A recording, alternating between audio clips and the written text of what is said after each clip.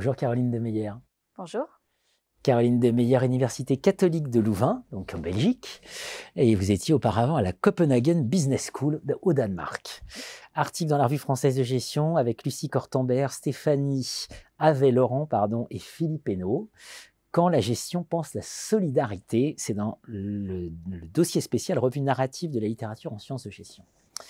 Alors, ce que vous nous dites dans cet article, à l'issue de votre revue narrative de la littérature, c'est qu'effectivement, on a un peu tendance à avoir vu toujours quand même la question de la solidarité, mais progressivement ça s'est étendu, et notamment on parle aujourd'hui de l'économie sociale et solidaire, l'ESS, la fameuse ESS, et vous nous dites il faut aller plus loin.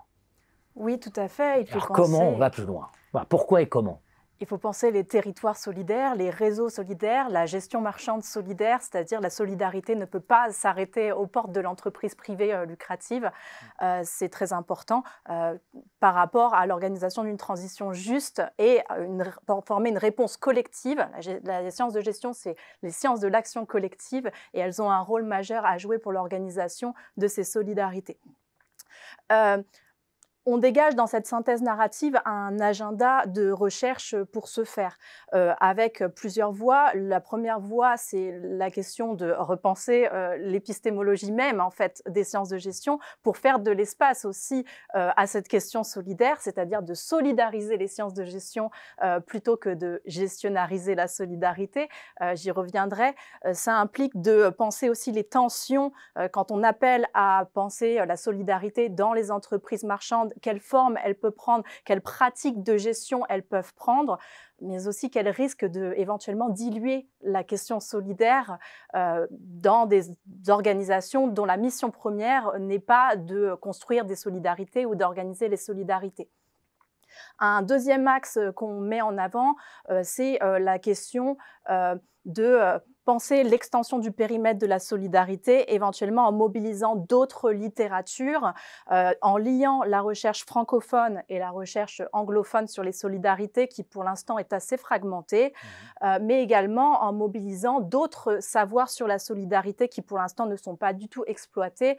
Et on pense notamment à des conceptions de la solidarité qui seraient non occidentales typiquement, et qui penseraient éventuellement de penser la solidarité avec le non-humain ou avec des générations futures qui n'existent pas, ce qui est très pertinent dans les questions qu'on se pose actuellement sur la transition durable. Tout ça me va très très bien. Peut-être une petite interrogation, c'est quand on discute de ça avec, on va dire, des juristes, des financiers, etc., ils nous disent non mais attendez, d'abord la solidarité c'est un vecteur d'inertie, c'est des problèmes de résistance au changement, de résistance culturelle, etc. Comment vous voyez ça? Parce que derrière l'idée d'alter, une altergestion quelque part, c'est à ça aussi que vous vous confrontez.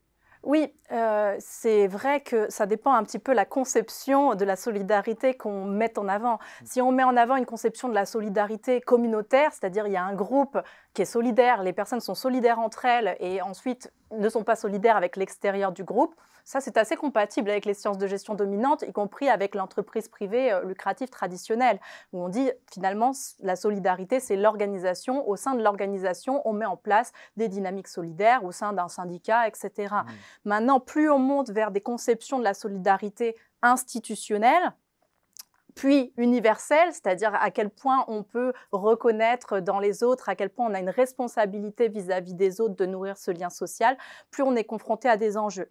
La réponse, je pense, elle se situe dans l'idée que ce n'est pas la firme privée lucrative toute seule qui d'un coup devient responsable de l'organisation des solidarités, mais plutôt son inscription dans des réseaux et des écosystèmes entrepreneuriaux y compris. Et à travers de ça, on voit la soutenabilité aussi du concept, de dire souvent on a des entreprises qui s'inscrivent sur un territoire, donc il y a des formes de solidarité territoriale qui se mettent en œuvre, dont elles n'ont pas la responsabilité unilatérale propre, tout porté sur leurs épaules, mais plutôt au travers des collectifs territoriaux dans lesquels elles s'inscrivent dans les territoires solidaires.